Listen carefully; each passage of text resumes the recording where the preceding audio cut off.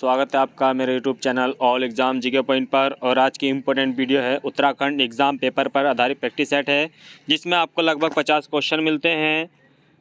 UK PCS पर ही practice set बनाया जाता है आपका, जिसमें हिंदी, उत्तराखंड,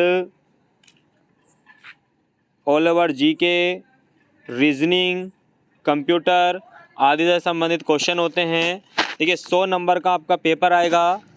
जितने भी आपके एग्ज़ाम होने वाले हैं, पुलिस, लेखपाल, बंदी रक्षक, वन विभाग, सभी के लिए इम्पोर्टेंट प्रैक्टिस सेट है। तो वीडियो को सभी शेयर कर देंगे भाई। सभी का वेलकम है लाइव क्लास में, नमस्कार। तो स्टार्ट करते हैं भाई आज की क्लास। पहला क्वेश्चन देखिए, पहला क्वेश्चन ही आपका रीजनिंग से है। वर्ष 1988 में स्वतंत्रता दिवस बुधवार को मनाया गया था। वर्ष 1989 में यह किस दिन मनाया गया था? बताइए जल्दी भाई। देखिए यहाँ पर देखिए आपके एग्ज़ाम में कैलेंडर का एक क्वेश्चन तो आना ही है, वो क्लियर है बिल्कुल, ठीक है। तो कैलेंडर अच्छे से याद करके जाएं। तो यहाँ पर देखिए वर्ष 1988 में जो स्वतंत्रता दिवस था वो कब था भाई? बुधवार को था। अब जो मालूम किया गया है वो इससे अगले साल वाला मालूम किया गया भाई, ठीक है। तो बताइए जल्दी भाई। ए ऑप्शन है सोमवार, बी ऑप्शन है मंगलवार, सी ऑप्शन है बृहस्पतिवार और डी ऑप्शन है शुक्रवार। जल्दी बताइए कौन सा सही हो जाएगा। 1988 में स्वतंत्रता दिवस, देखिए स्वतंत्रता दिवस का मतलब है 15 अगस्त की बात कर रहा है भाई, ठीक है। ये कब की बात कर रहा है? 15 अगस्त 1988 की बात कर रहा है ये, ठीक है। 15 अगस्त 1988 को बुधवार था, तो ठीक है। अब ये मालूम क्या कर रहा है?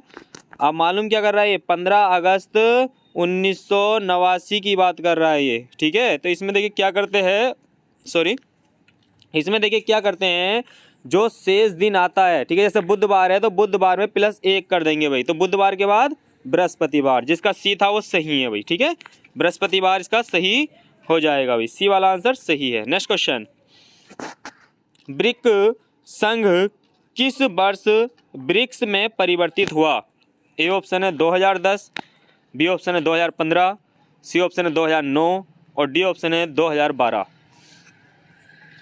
बताइए भाई जल्दी। ब्रिक,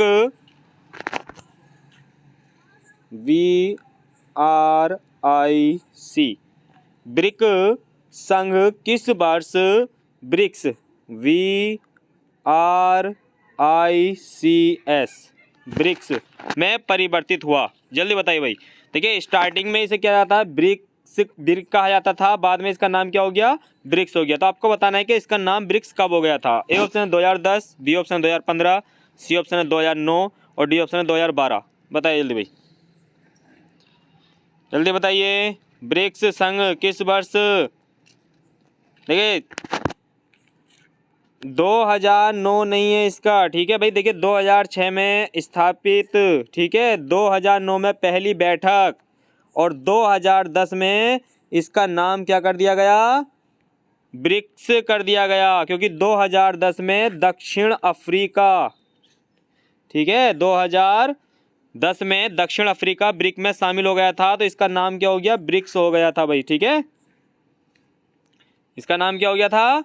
ब्रिक्स हो गया था। सभी कमेंट बॉक्स में जवाब देंगे। ब्रिक्स में कितने देश शामिल हैं?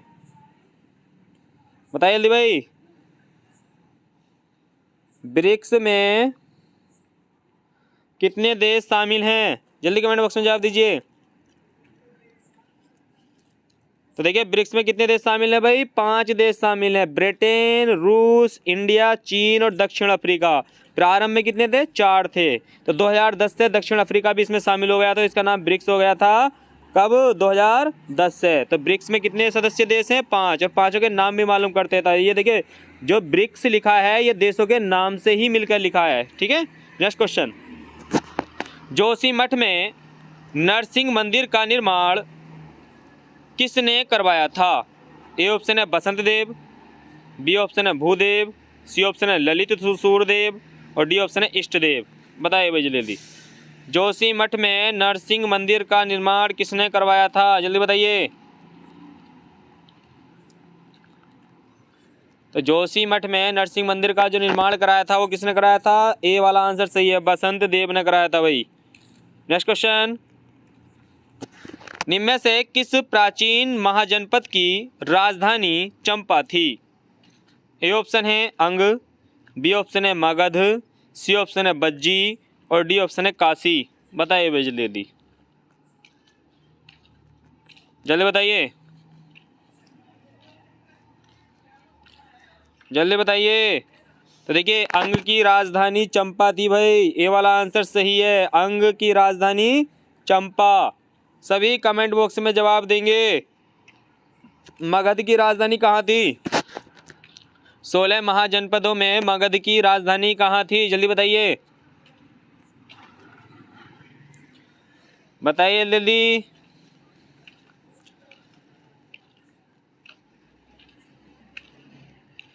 मगध की राजधानी, तो मगध की राजधानी कहाँ थी भाई? गिरिब्रज,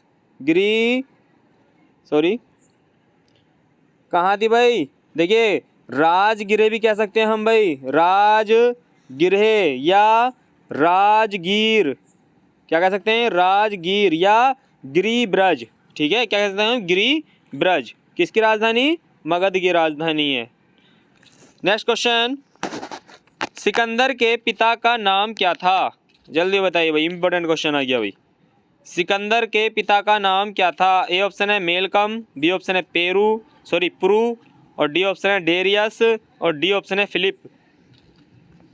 जल्दी बताइए भाई, सिकंदर के पिता का नाम क्या था? जल्दी जवाब दीजिए।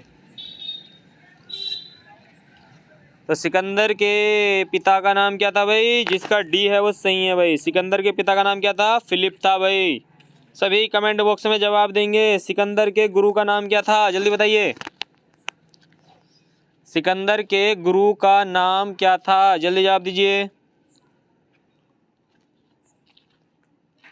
सिकंदर के गुरु का नाम क्या था? जल्दी जल्दी कमेंट बॉक्स में जवाब दीजिए भाई, इतना समय नहीं है। देखिए सिकंदर के गुरु का नाम क्या था भाई? अरस्तु, ठीक है। सिकंदर के गुरु का नाम क्या था? अरस्तु। अरस्तु के गुरु का नाम क्या था भाई? जल्दी बताइए, अरस्तु के गुरु का नाम क्या था? जल्दी बताइए, अरस्तु के गुरु का नाम क्या था?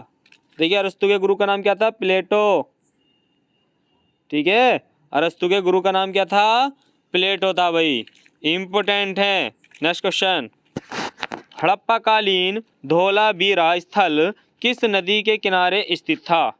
बताइए जल्दी भाई। ए ऑप्शन है सिंधु, बी ऑप्शन है रावी, सी ऑप्शन है लूनी और डी ऑप्शन है घग्गर। जल्दी बताइए भाई, धोलावीरा किस नदी के किनारे स्थित था? जल्दी जवाब दीजिए।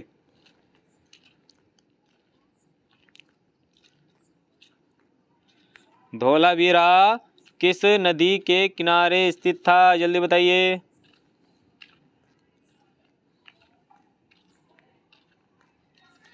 तो देखिए धोलावीरा किस नदी के किनारे था? जिसका सी एस सही है भाई, लूनी नदी के किनारे था, ठीक है।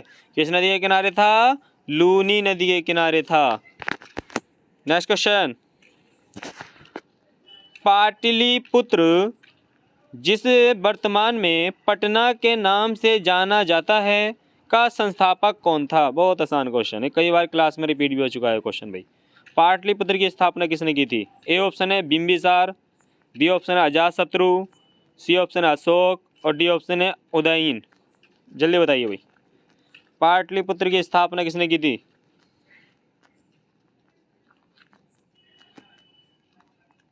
जल्दी बताइए।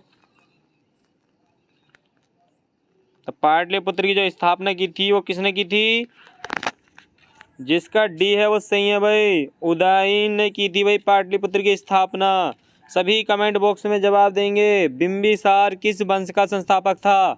जल्दी बताइए, बिंबिसार किस वंश का संस्थापक था? जल्दी बताइए, बिंबिसार किस वंश का संस्थापक था? जल्दी जवाब दीजिए कमेंट बॉक्स में। तो किस वंश का था भाई? हर्यक वंश का संस्थापक था भाई बिंबिसार, ठीक है। किस वंश का संस्थापक? हर्यक वंश का संस्थापक था। सभी कमेंट बॉक्स में जवाब देंगे। बिंबिसार की हत्या किसने की थी? जल्दी बताइए, बिंबिसार की हत्या किसने की थी? तो बिंबिसार की जो हत्या की थी किसने की थी भाई? अजातशत्रु ने की थी। ठीक है, अजातशत्रु ने किसकी हत्या की थी? बिंबिसार की। और बिंबिसार की जो हत्या की, सॉरी, अजातशत्रु की जो हत्या की थी वो उदयन ने की थी। बिंबिसार का जो पुत्र था वो अजातशत्रु था, अजातशत्रु का जो पुत्र था वो उदयन था। इसलिए हर्यक वंश को पितृहंतक वंश कहा जाता है भाई। पिता की हत्या करने के बाद ये गद्दी पर बैठे थे, इसलिए से क्या आता है? पितृहंतक वंश के नाम से जाना जाता है। सभी कमेंट बॉक्स में जवाब देंगे, सभी कमेंट बॉक्स में जवाब देंगे भाई। अशोक के हृदय परिवर्तन का उल्लेख किस शिलालेख में मिलता है? जल्दी बताइए। भारत में शिलालेख लिखने की जो प्रथा शुरू की थी वो अशोक ने ही की थी। और अशोक के 14 शिलालेख हैं, और 14 शिलालेख में कौन सा शिलालेख है जिसमें अशोक के हृदय परिवर्तन का वर्णन मिलता है? जल्दी बताइए। अशोक के हृदय परिवर्तन का वर्णन मिलता है, जल्दी बताइए। तो अशोक के हृदय परिवर्तन का वर्णन किसमें मिलता है? वर्णन 13वें शिलालेख में भाई, जिसमें कलिंग युद्ध का वर्णन है। क्योंकि कलिंग युद्ध के बाद इसने क्या किया था? युद्ध नीति को त्याग दिया था और धम्म नीति को अपना लिया था। नेक्स्ट क्वेश्चन, निम्न में से कौन सी महात्मा बुद्ध की जन्म स्थली है? बताइए, आपको बताना है भी गौतम बुद्ध का जन्म कहाँ हुआ था। ए ऑप्शन है कपिलवस्तु, बी ऑप्शन है काठमांडू, सी ऑप्शन है पाटलिपुत्र, और डी ऑप्शन है राजगीर। जल्दी बताइए भाई, गौतम बुद्ध का जन्म कहाँ हुआ था? जल्दी जवाब दीजिए। तो गौतम बुद्ध का जन्म कहाँ हुआ था भाई? जिसका ए है सही है भाई, कपिलवस्तु, नेपाल। ठीक है, सभी कमेंट बॉक्स में जवाब देंगे। गौतम बुद्ध का जन्म कब हुआ था? जल्दी बताइए, गौतम बुद्ध का जन्म कब हुआ था? जल्दी बताइए, जल्दी बताइए भाई, गौतम बुद्ध का जन्म कब हुआ था? 563 ईसा पूर्व। ठीक है, 563 ईसा पूर्व में हुआ था भाई। सभी कमेंट बॉक्स में जवाब देंगे, सभी कमेंट बॉक्स में जवाब देंगे भाई। गौतम बुद्ध का बचपन का नाम क्या था? जल्दी बताइए, गौतम बुद्ध के बचपन का नाम क्या था? जल्दी बताइए। तो गौतम बुद्ध के बचपन का नाम क्या था भाई? सिद्धार्थ। नेक्स्ट क्वेश्चन,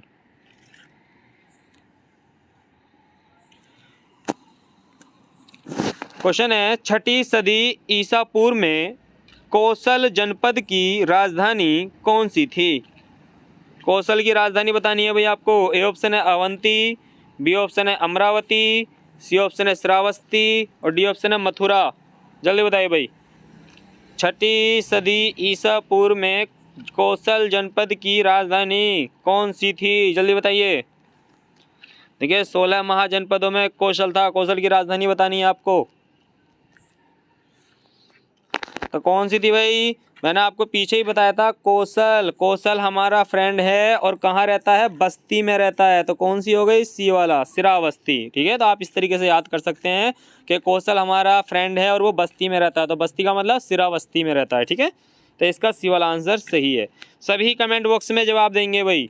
एक क्षेत्र है कलिंग,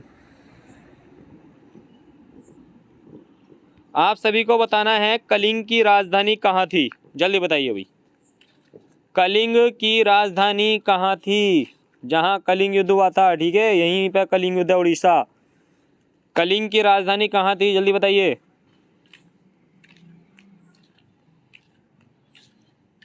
जल्दी बताइए भाई, कलिंग की राजधानी कहाँ थी? जल्दी बताइए।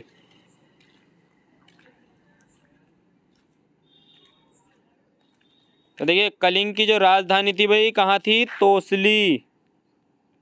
कलिंग की राजधानी कहाँ थी? तोसली। और एग्जाम में मिलेगा। ठीक है, कई बार एग्जाम में आ चुका है।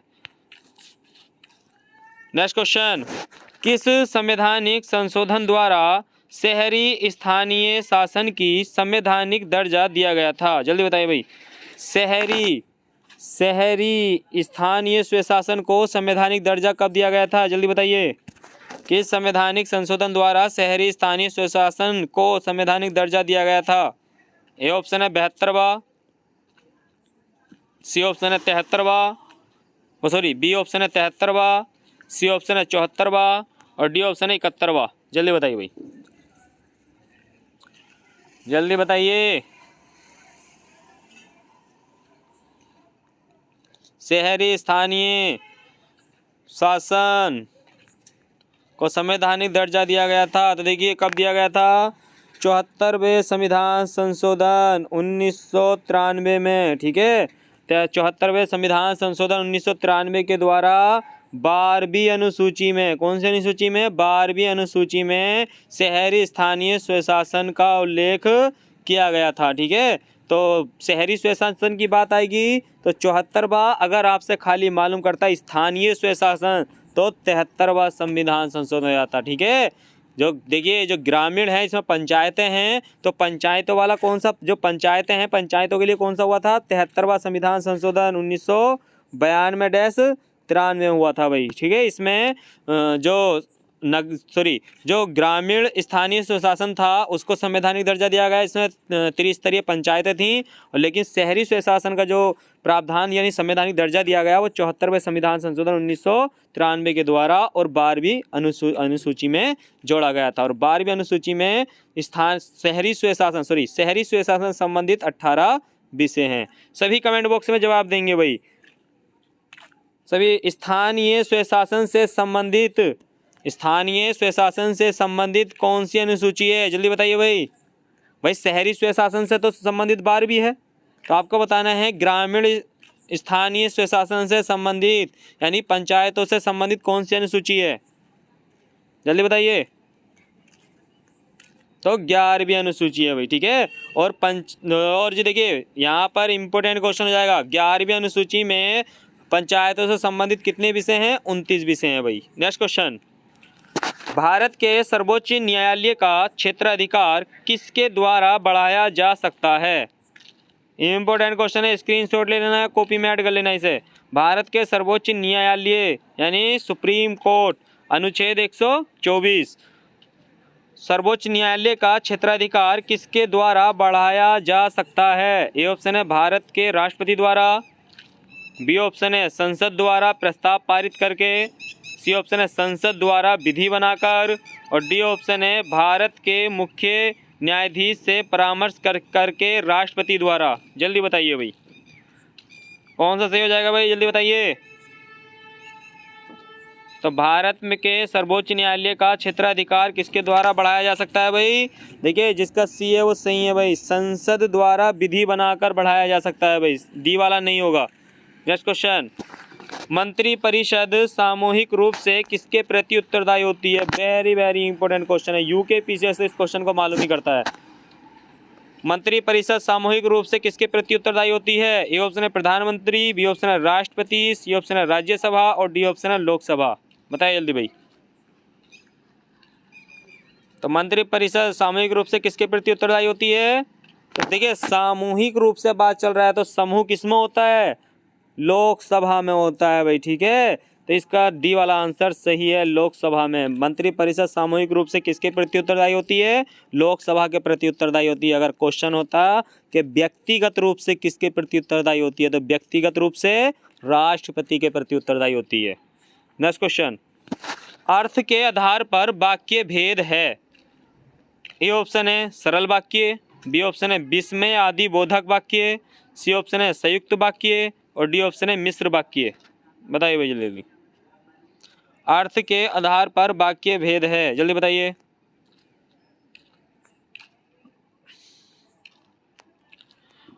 अर्थ के आधार पर वाक्य भेद है, जल्दी बताइए। देखिए इसका सही आंसर हो जाएगा भाई। देखिए यहाँ पर जो मालूम किया जा रहा है कि अर्थ के आधार पर मालूम कर रहा है, रचना के आधार पर मालूम नहीं कर रहा है।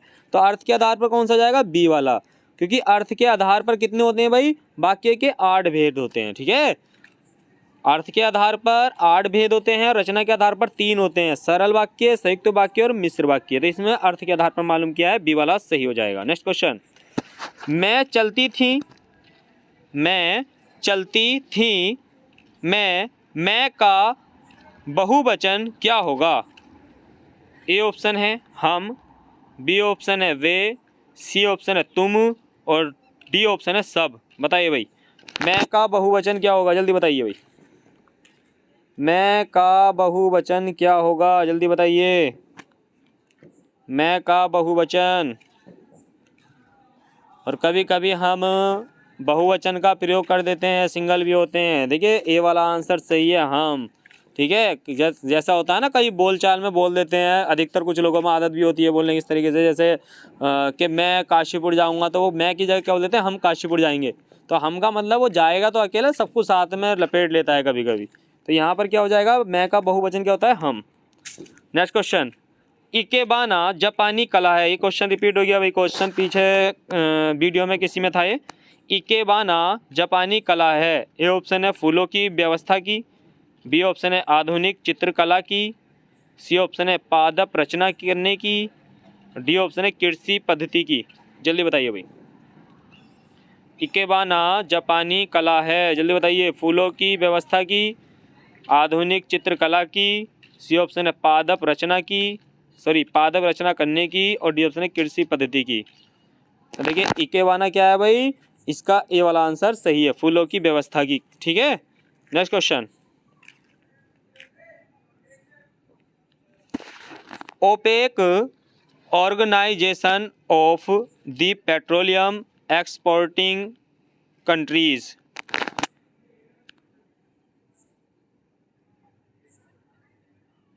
ओपेक, ठीक है। तो ये देखिए ओपेक की फुल फॉर्म भी मालूम कर लेता है, तो फुल फॉर्म भी आप ध्यान में रखेंगे। तो ओपेक से ही अधिकतर आता है। तो आपको बताना है कि ओपेक निम्नलिखित में से किस पर विशेष बल है। ए ऑप्शन है पेट्रोलियम का उत्पादन, बी ऑप्शन है पेट्रोलियम की कीमतों पर नियंत्रण, सी ऑप्शन ए और बी दोनों और डी ऑप्शन है उपरोक्त में से कोई नहीं। बताइए भाई जल्दी। OPEC organization of the petroleum exporting countries, यानी कि जहाँ पर तेल का उत्पादन होता है, जो तेल का उत्पादन होता है उन देशों से संबंधित है। तो देखिए इसका सही आंसर हो जाएगा भाई, देखिए दोनों ही कथन इसमें सही है भाई, पेट्रोल का उत्पादन और पेट्रोल की कीमतों पर जो नियंत्रण लगता है। तो ए और बी दोनों सही हैं। नेक्स्ट क्वेश्चन, विश्व बैंक के कितने सदस्य देश हैं? विश्व बैंक के कितने देश सदस्य हैं? ए ऑप्शन है 189, बी ऑप्शन है 181, सी ऑप्शन है 164, डी ऑप्शन है 193। जल्दी बताइए भाई, विश्व बैंक, जल्दी बताइए, विश्व बैंक के कितने सदस्य देश हैं? जल्दी बताइए भाई, बहुत ही आसान क्वेश्चन है। विश्व बैंक का मुख्यालय कहाँ है भाई? वॉशिंगटन। तो विश्व बैंक में कितने देश सदस्य हैं? ये वाला आंसर सही है, 189। नेक्स्ट क्वेश्चन, निम्नलिखित में से कौन एक वैश्विक स्पर्धात्मक सूचकांक रिपोर्ट प्रकाशित करता है? स्क्रीनशॉट ले लेना, कॉपी में ऐड कर लेना, ये क्वेश्चन मिलेंगे, इकोनॉमिक्स से क्वेश्चन है। वैश्विक स्पर्धात्मक सूचकांक रिपोर्ट प्रकाशित करता है। ए ऑप्शन है UNDP, बी ऑप्शन है विश्व आर्थिक फोरम, सी ऑप्शन है IMF और डी ऑप्शन है WTO। जल्दी बताइए, जल्दी बताइए भाई। वैश्विक स्पर्धात्मक सूचकांक रिपोर्ट प्रकाशित करता है, तो इसका सही आंसर है बी वाला। ठीक है, बी वाला आंसर सही है, विश्व आर्थिक फोरम के द्वारा प्रकाशित की जाती है। सभी कमेंट बॉक्स में जवाब देंगे। WTO की स्थापना कब हुई थी भाई? जल्दी बताइए, कल वीडियो में क्वेश्चन था ये, जल्दी बताइए। वर्ल्ड ट्रेड ऑर्गेनाइजेशन, जल्दी बताइए। WTO 1995, 1 जनवरी 1995 में स्थापना हुई थी भाई इसकी। नेक्स्ट क्वेश्चन, सार्क सदस्य देशों को प्रशिक्षण देने हेतु भारतीय अनाज भंडारण प्रबंधन एवं अनुसंधान संस्थान स्थित है। Very very important question. Economics में इसी तरीके से क्वेश्चन आएंगे। आपसे ये भी मालूम कर सकता है कि भारतीय अनाज भंडारण प्रबंधन एवं अनुसंधान संस्थान कहाँ स्थित है, लेकिन यहाँ पर क्वेश्चन की डेफिनेशन थोड़ी घुमा दी है क्योंकि सार्क का नाम बीच में दे दिया है। तो सार्क सदस्य देशों को प्रशिक्षण देने हेतु भारतीय अनाज भंडारण प्रबंधन एवं अनुसंधान संस्थान स्थित है। ए ऑप्शन है नई दिल्ली, बी ऑप्शन है पंतनगर, सी ऑप्शन है हापुड़, डी ऑप्शन है हैदराबाद। जल्दी बताइए कहाँ है भाई, जल्दी बताइए। तो देखिए इसका सही आंसर हो जाएगा भाई सी वाला, हापुड़ में है भाई। ठीक है, पंतनगर नहीं है, हापुड़ और दिल्ली भी नहीं होगा। Next question, prevention of money laundering act Bharat में कब से प्रभावी हुआ, बताइए भाई। Very very important question. Prevention of money laundering act Bharat में कब से प्रभावी हुआ, जल्दी बताइए। 1998, 1999, 2001, 2005। जल्दी बताइए।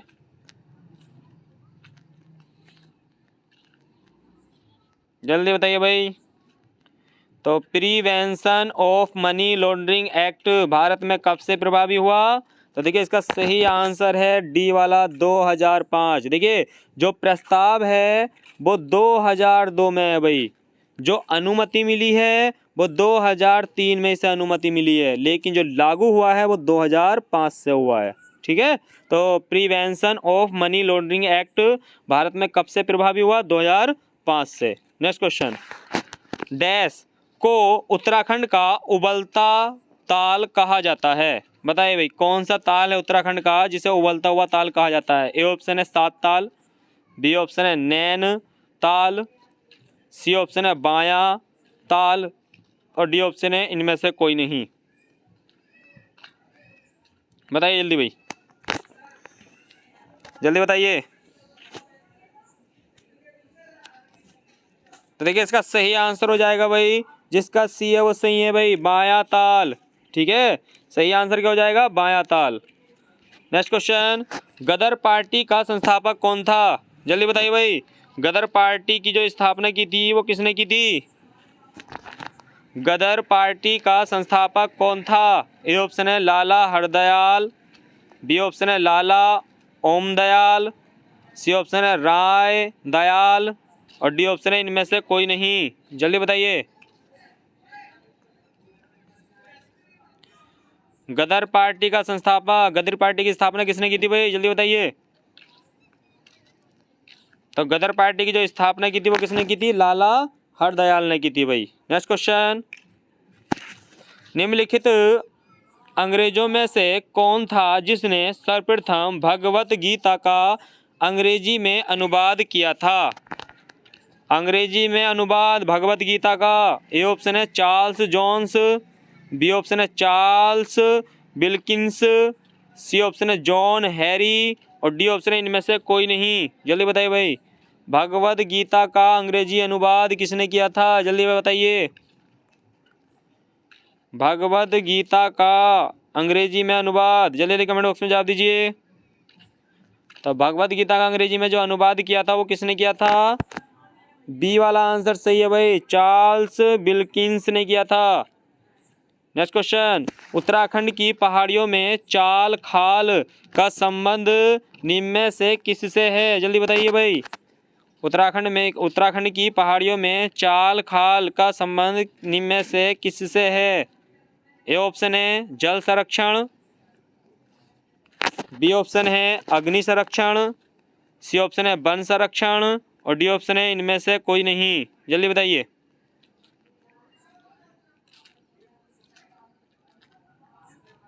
तो देखिए इसका सही आंसर हो जाएगा भाई, जिसका ए है वो सही है भाई। ठीक है, जल संरक्षण से संबंधित है भाई चाल खाल। नेक्स्ट क्वेश्चन, निम्न में से उत्तराखंड अर्थव्यवस्था के लिए आय का मुख्य स्रोत नहीं है।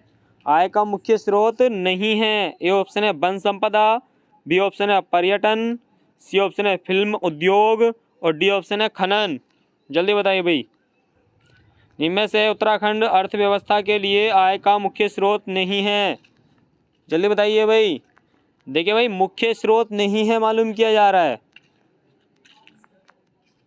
तो उत्तराखंड अर्थव्यवस्था के लिए आय का मुख्य स्रोत नहीं है, जिसका सी है वो सही है भाई। ठीक है, फिल्म उद्योग। देखिए फिल्में उत्तराखंड में कहीं कहीं बनाई जाती हैं, कहीं कहीं बनाई जाती हैं, लेकिन ठीक है भाई, फिल्म उद्योग। नेक्स्ट क्वेश्चन, एक अखबार में सदैव डैश होता है, जल्दी बताइए भाई, इम्पोर्टेंट क्वेश्चन है ये भी। देखिए पत्रकारिता और जो हमारे उसमें आपका पत्र लेखन दे रखा है उसमें संबंधित क्वेश्चन है ये।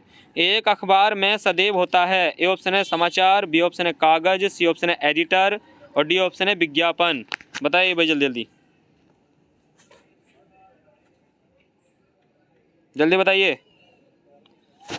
एक अखबार में सदैव होता है, तो क्या देखिए, एक अखबार में सदैव होता है भाई, समाचार होता है भाई। ठीक है, अखबार में क्या आते हैं, सुबह समाचार पढ़ने को लिए मिलते हैं।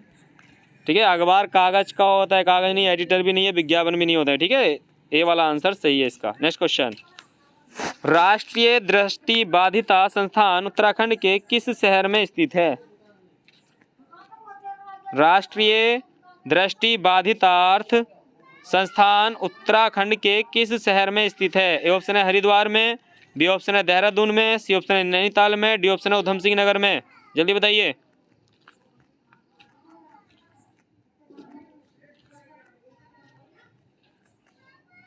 तो राष्ट्रीय दृष्टि बाधितार्थ संस्थान उत्तराखंड के किस शहर में स्थित है? जिसका बी है वो सही है भाई, देहरादून में। ठीक है, देहरादून में। नेक्स्ट क्वेश्चन, निम्नलिखित में से स्वतंत्रता आंदोलन के दौरान जेल जाने वाली उत्तराखंड की प्रथम महिला कौन थी? जल्दी बताइए भाई। ए ऑप्शन है कुंती वर्मा, बी ऑप्शन है सरला बहन, सी ऑप्शन है बिस्नी देवी शाह और डी ऑप्शन है विद्यावती डोभाल। जल्दी बताइए। स्वतंत्रता आंदोलन के दौरान जेल जाने वाली उत्तराखंड की प्रथम महिला, तो प्रथम महिला कौन थी? जल्दी कमेंट बॉक्स में जवाब दीजिए। बिस्नी देवी शाह, जिसका सी है वो सही है भाई। ठीक है, बिस्नी देवी शाह सही हो जाएगा भाई।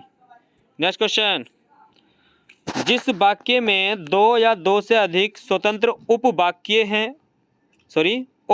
हों और योजकों द्वारा जुड़े गए हों, उसे क्या कहते हैं? ए ऑप्शन है उपवाक्य, बी ऑप्शन है मिश्रित वाक्य, सी ऑप्शन है संयुक्त वाक्य और डी ऑप्शन है सरल वाक्य। जिस वाक्य में दो या दो से अधिक स्वतंत्र उपवाक्य हों और योजकों द्वारा जुड़े गए हों, उसे क्या कहते हैं? जल्दी जल्दी जवाब दीजिए सभी। तो क्या कहते हैं उसे, जल्दी बताइए। इसका सही आंसर हो जाएगा भाई सी वाला, संयुक्त वाक्य। योजक से जुड़े होते हैं, ठीक है, तो संयुक्त वाक्य हो जाएगा भाई। नेक्स्ट क्वेश्चन, हिंदी में कुल कितने सर्वनाम हैं? बहुत आसान क्वेश्चन है भाई, ये तो सभी जवाब दे देंगे इसका। हिंदी में कुल कितने सर्वनाम हैं? ए ऑप्शन है 8, बी ऑप्शन है 10, सी ऑप्शन है 11, डी ऑप्शन है 15। जल्दी बताइए भाई, हिंदी में कुल कितने सर्वनाम हैं? जल्दी बताइए। तो हिंदी में कुल कितने सर्वनाम है भाई? जिसका सी है वो सही है भाई, हिंदी में 11 सर्वनाम है भाई। ठीक है, ये थे दोस्तों लगभग आपके 50 क्वेश्चन, कुछ मौखिक रूप से बताए गए, कुछ आपसे मालूम किए गए। वीडियो को सभी शेयर कर देंगे अपने दोस्तों में, और जो चैनल पर पहली बार थे वो चैनल को सब्सक्राइब कर लेंगे। डेली 50 क्वेश्चन मिलते हैं जो उत्तराखंड पुलिस, बंदी रक्षक, लेखपाल, पटवारी और आने वाले जो भी एग्ज़ाम है उत्तराखंड के, सभी के लिए इम्पोर्टेंट क्वेश्चन हैं। और इसके अलावा जो एसएससी की तैयारी करते हैं और यूपी की तैयारी करते हैं उनके लिए भी इम्पोर्टेंट क्वेश्चन है। इसमें उत्तराखंड को छोड़कर हिंदी और ऑल ओवर जीके क्वेश्चन उनके लिए इम्पोर्टेंट है। तो मिलते हैं नेक्स्ट प्रैक्टिस सेट में रात्रि 9 बजे लाइव क्लास में। सभी का थैंक यू, गुड नाइट।